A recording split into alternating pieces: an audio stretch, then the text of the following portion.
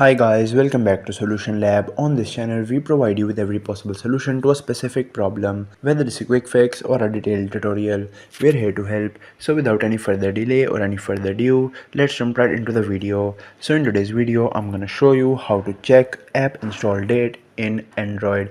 It's a pretty basic and easy thing to do, so just follow the guide. First thing first, if you haven't already subscribed to Solution Lab, please consider subscribing and hit that bell icon so you'll get notified from our latest videos. Now if you want to check the app install date on your Android, what you need to do is simply hold on any one of these apps and tap on this I button on the left side. Once you tap on it, your app information should appear.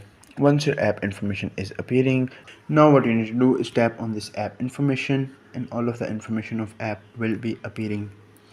Let me just go in the app information. At the top right is the three dots. Simply tap on it and tap on app information.